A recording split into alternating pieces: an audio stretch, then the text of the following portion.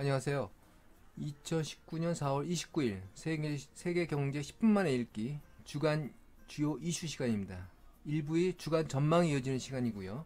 주요 리포트를 같이 점검하면서 주요 내용을 확인하도록 하겠습니다.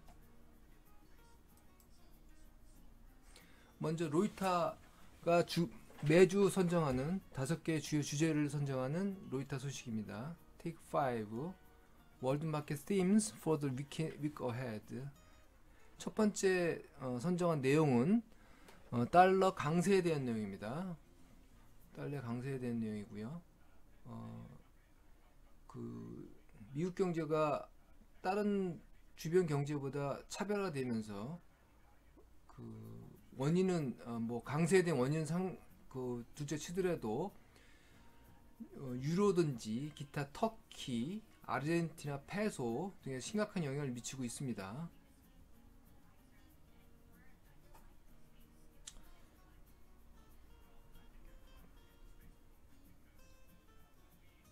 뭐 미국 경제가 최근에 GDP가 급상승하면서 페드의 미국 연준의 이자율 상승을 다시 재개시킬 것인지는 그렇지 않을 거라고 외신은 보고 있습니다. 이미 캐나다, 스웨덴, 오스트레일리아 등 주요국들이 통화 완화 정책을 계속 최근에 강화하거나 시작하거나 뭐 이런 추세입니다. 두 번째 문제는 미 연준이 금리를 올릴 것이냐 내릴 것이냐 뭐 이런 것을 주제로 삼았습니다. 금주에는 미 연준 통화정책 회의가 내용이 가장 큰 이슈이라는 것을 보여주고 있습니다. 일본의 연호가 바뀌었죠. 5월 1일부로 바뀝니다. 뭐 뜻으로는 뭐 beautiful harmony란 뭐 뜻이라고 하는데 뭐 과연 그럴까? 약간 살짝 비꼬는 내용일 수도 있는데 일본 10일간의 그 연휴가 들어가면서 골든슈 들어가면서 일본 통화가 좀 조정을 받을 수 있다, 문제가 있을 수 있다, 급등락할 수 있다라는 내용을 지적하고 있습니다. 그 다음에 미국 그 시장에 미국 기업 실적이 반등한 거에 비해서 유럽도 3년 만에 가장 안 좋은 기업 실적이 전망됐지만 그것이 개선되고 있다라고 합니다. 유럽에 대한 경기 개선 추세에 대해서는 여러 군데서 지금 얘기가 나오고 있습니다. 뭐 이거는 뭐 파운드화에 대한 얘기고 주요한 내용이 로이터의 주간 전망에 대해서 뭐 주요한 내용이 이 정도고요. 그 다음에 중국이 최근 지난주에 있었던 1대1로 포럼에서 과거에는 강경 일본도로 이제 중국이 자금 지원을 통해 부채 국가로 만들고 아시아나 아프리카 부채 국가를 만들고 자기들 영향을 높이려고 한다는 지적에 대해서 그동안은 강경 일본도로 대응했는데 이번에는 보다 아무튼 설득 위주로 했다라는 게 1도1에 대한 내용이었습니다. 그리고 지난주에 미일 정상회담에서 트럼프가 미국에서 일본의 자동차 생산을 더 해라 뭐 이런 얘기를 했다고 합니다. 그 미중 무역 분쟁이 해결되면 S&P 500의 그동안 산업 섹터와 IT 섹터가 주로 수혜주로 많이 올랐는데 일부의 주간 전망 시간에 점검을 한번 했습니다. 올랐는데 상대적으로 소재 섹터가 소외됐었습니다. 근데 앞으로 이게 본궤도에 들었으면 소재 섹터가 상당히 뒤처졌지만 다시 회복할 거다. 뭐 그런 로이터의 소식입니다. 그 사우스 차이나 모닝 포스트, 중국의 거의 기관지 같은 정통한 소식통이죠. 근데 일본이 환율과 무역 분쟁을 연계시키는 걸 아무튼 반대하고 있다. 뭐 그런 내용이고, 시진핑도 그 무역 분쟁이 타결이 가까우면서 자기들은 주변국의 중국 위안화를 가지고 근린화 정책, 중국 환율과 중국 경제에 의존되어 있는 국가가 많기 때문에 환율을 안정시켜서 아시아 경제에 아무튼 기여하겠다, 뭐 이런 얘기를 했습니다. 그러면서 은근히 미국에 대한 공격을 한 것이죠. 그래서는 안 된다, 안 된다라는 얘기입니다. 중국 공업이익이 깜짝 상승했습니다. 뭐 GDP 상승 소식과 같이 중국 시장에 긍정적인 뉴스도 있고, 반면에 시장 부양 조치를 뭐 유보한다는 것 때문에 지난주에 많이 내렸는데 중국 시장이 거기에 대해서는 또 부정적일 수 있죠. 어쨌든 중국 경제가 뭐 조금 회복 국면에 있다는 거가 분석가들의 일반적인 내용이고, 그 다음에 사우스 차이나 모닝 포스트가 보도한 거에 의하면 시진핑이 6월 초까지 빨리 무역 분쟁 타결 사인을 하기 위해서 미국에 갈 수 있다라는 내용을 전했습니다. 자, 지금까지가 주요 외신이었고, 다음은 국내 주요 리포트 중에서 참고할 만한 내용들이 있는 것들을 같이 한번 확인시켜 드리겠습니다. 미래에셋 대우에서 Asset Allocation Strategy 5월분을 이제 5월에 대한 전략을 자산 배분 전략이라고 하는데 내놨는데, 이 주요 내용은 일단은 상반기에 한번 오른 거는 일단락이 됐고, 앞으로 시장 영역 여건에 따라서, 경제 여건에 따라서 시장은 미국 시장이 더 갈 건지 말 건지는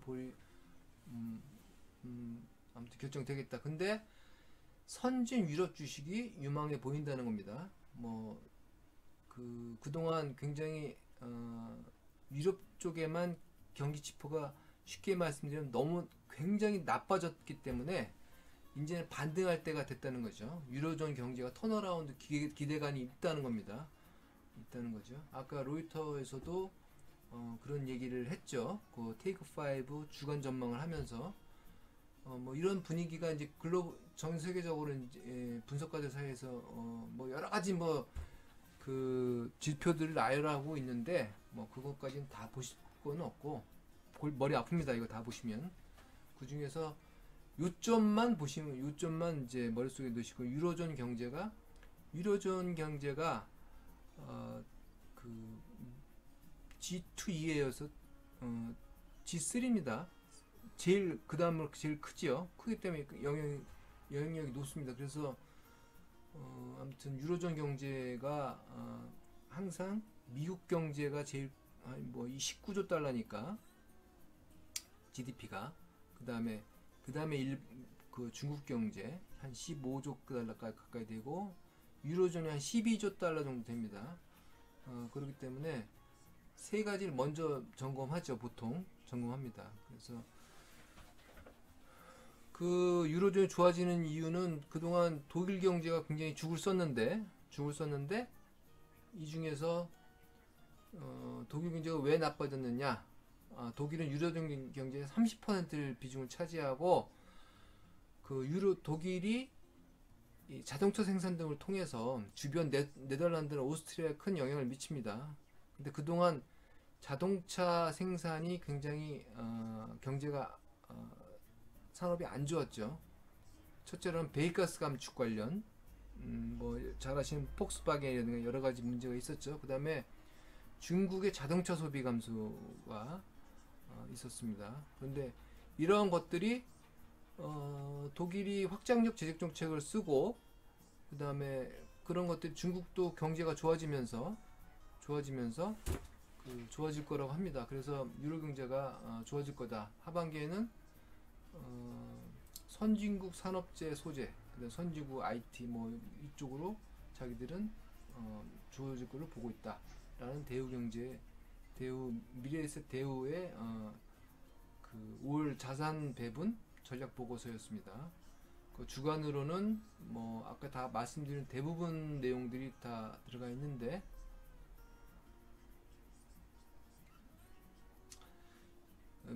그 기업 실적이 최고점을 상향 돌파하고 미국이 기업 실적 주가 상 다른 국가들과 차별화되고 있다. 그 다음에 중국 부양책 우려에 따라서 하고 있는 그 중국 시장이 안 좋았는데 금주에는 중국 4월 이제 PMI가 산업활동지 다시 한번 확인될 경우에는 중국 시장도 좋아질 수 있습니다. 예. 주요 지표는 일부에서 주로 말씀드렸고 주고 PMI와 그 산업 관련 지수가 주로 내용이 들어 있습니다. 그 다음에 하나금융투자에서 5월 주식시장 전망을 냈는데 좀 공격적으로 낸 걸로 보입니다. 한 번 더 기회가 남아 있다 라는 내용이고 일단 1차 상반기 4월달까지는 뭐 1차 상승한 것은 뭐 다 반영이 된 걸로 봐서 보이고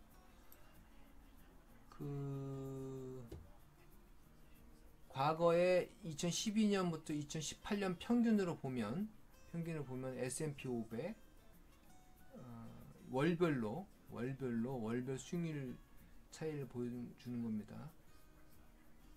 S&P 500은 하반기 갈수록 더 좋아지죠. 누적 수익률을 보면. 예. 상해 종합 지수는 5월까지 올랐다가 빠졌다가 올라가. 이게 지금 6년간, 7년간 평균이고, 그 다음에 지금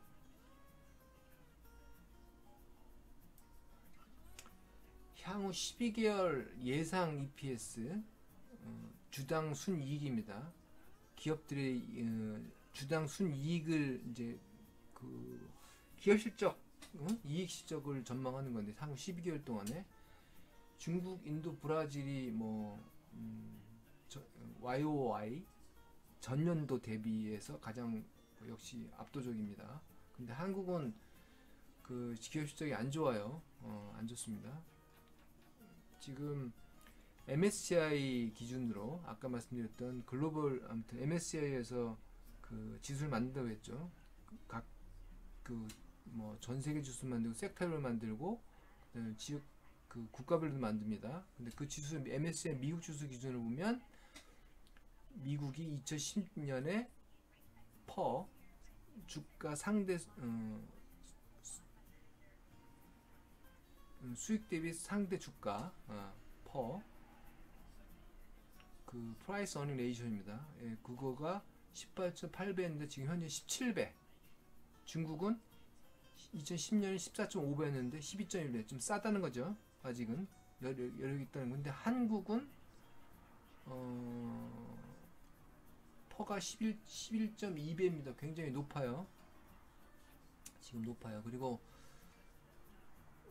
지금 미국 시장 관련해서 더 감명해야 될 것은 애플이 자사주 매입 소식이 있는지 없는지가 5월 2일 발표된 주식에 반영될 것인지가 미국 시장에 관심 있게 봐야 될 것이다 라는 게 주요 내용입니다. 그 과거에 2012년과 16년에 주요국 중화 정책이 다 완화 기조로 일제히 다 간 때가 있었는데 그때를 보면 2012년에 이렇게 한 번 올랐다가 두 번 오르고 2010년 한 번 올랐다가 두 번 2차 올렸다는 것이죠. 그래서 한 번 더 기회가 남아있다는 뭐 그런 얘기를 주장을 하고 있습니다. 뭐 그렇게 꼭 대리라는 법은 없는데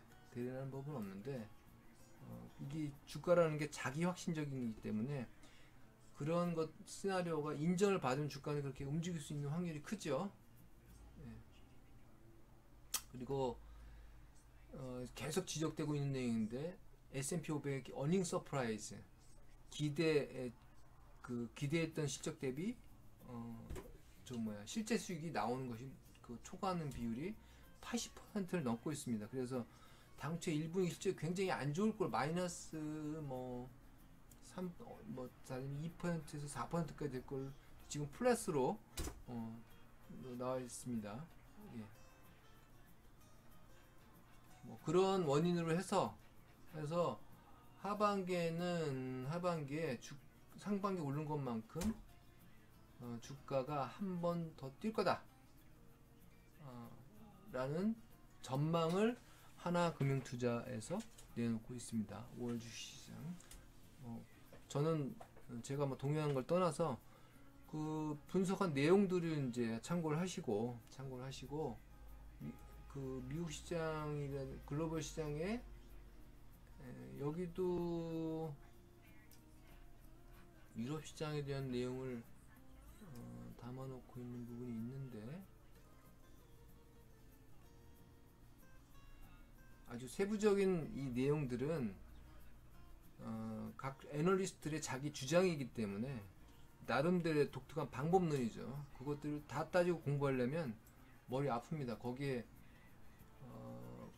아무튼 주요한 이 사람이 그 무엇을 주장하는지를 큰 점들만 이해되시는 분들만 일단 보시는 것도 보시면 될 것 같습니다.